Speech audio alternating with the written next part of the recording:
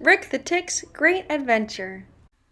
We have been through so much this year. I can't believe only you two survived out of 2,000 of my kids. This time of year makes me think about all of my babies that died tragically more than ever. I miss them so much. Barbara takes a photo album from her bookshelf, opens it up, and looks at the pictures fondly. She sniffles and looks at a photo of her pregnant from last year. She sniffles and looks back up at Rick and Molly. Rick interjects. Mom, it's okay. At least you have 2 kids left. That's technically better than no kids at all. You're right. Well, enough dwelling on the past. In lighter news, do you know what big day is coming up? No. Well, you know how last year you had to drink your first blood meal from a mouse? This year you get to move on to something much bigger and way better the human. April is about the time that little kids usually start playing outside, so the president of the Tick administration, Dick the Tick, has deemed April 16th start of human season. This season is going to be huge. Now that we've woken up from our winter hibernation, it is time again for us to hunt humans.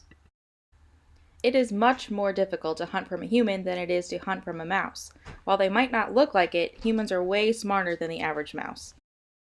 Mom, it was really hard to feed from the mouse last year. How do you expect us to know how to outsmart the human?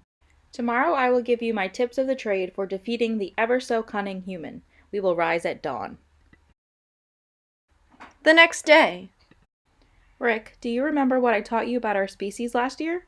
Yeah, that were called deer ticks, right? I know there was something else, but I can't remember. Our real name is Ixodes scapularis, which in Greek means Stickiness, right? Because last year we stuck right onto the side of the mouse using our front arms. yes, we've been sticking on to hosts for thousands of years. In fact, the first fossils of ticks show that we have existed for 100 million years. That fossil could have been from one of your ancestors. Today I will teach you how to identify and pick a really good, juicy target to feed from. But first, I need to remind you how to climb. You've been out of practice for almost a whole year now. Your mission, if you choose to accept it, is to climb up this entire blade of grass. Now that you're nymphs, you have 4 pairs of really long, strong legs that make you really good climbers. Last one up is a rotten egg! Kids, what I didn't mention was the most effective way to hunt humans. We cannot fly or jump, so the element of surprise is our best friend. So what we do is shimmy all the way up to the tip of the grass, hang on with our back legs, and wave our front legs in the sky like this. Now all that is left to do is wait for an unsuspecting host to walk by. We can spot targets with our eyes, but we can also sense them by detecting breath and body odors, or by sensing body heat, moisture, or vibrations. Usually, small humans smell like poopy.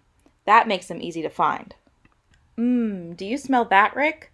That is what we call a perfect target. Do you see his feet? Yeah! Shoes and pants like those make it really easy to hop onto our snack. Once a little kid like that comes close enough to your blade of grass, latch onto him with your outstretched arms and run as fast as you can to the softest, wettest part of his leg, the knee pit. The knee pit is a perfect hiding place for us, since it's moist.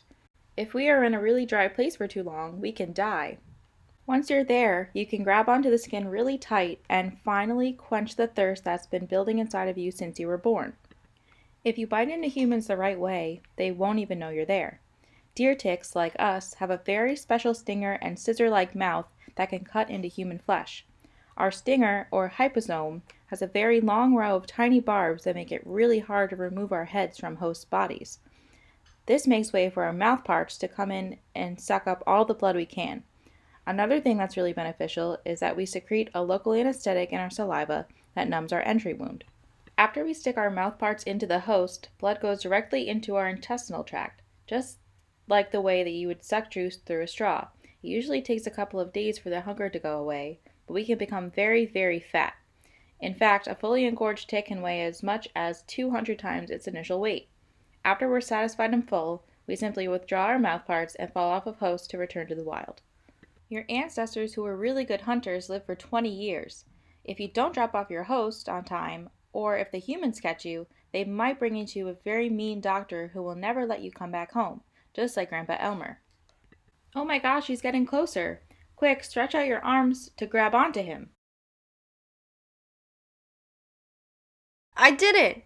Bye, Mom! See you next year! My leg has been itchy for almost 2 days now, and I think I found a new freckle. Can you look on the backside of my kneecap?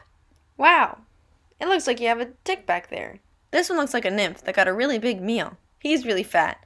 I'm not surprised you didn't see him, though. He is as big as a poppy seed. You also have a little rash around the tick that looks like a bullseye. What does the rash mean, doctor? It looks like you have Lyme disease. Do you know how Lyme disease was discovered? No.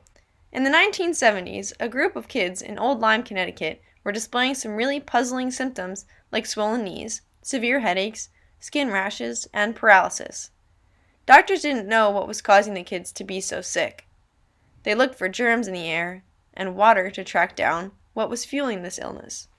It wasn't until Willy Bergdorfer, a scientist who studied bacteria and parasites, found that spirochete bacteria from deer ticks causes the symptoms associated with Lyme disease.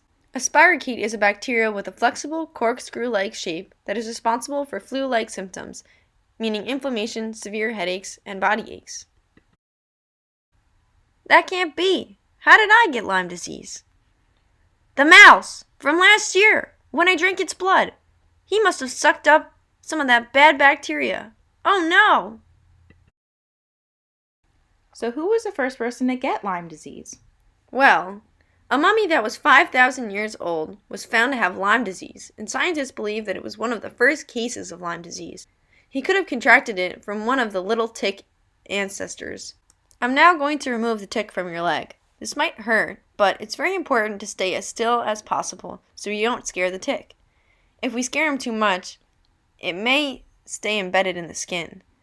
I'm going to use a pointed pair of tweezers to grasp its head as close to your leg as I can, so I can safely remove the whole tick.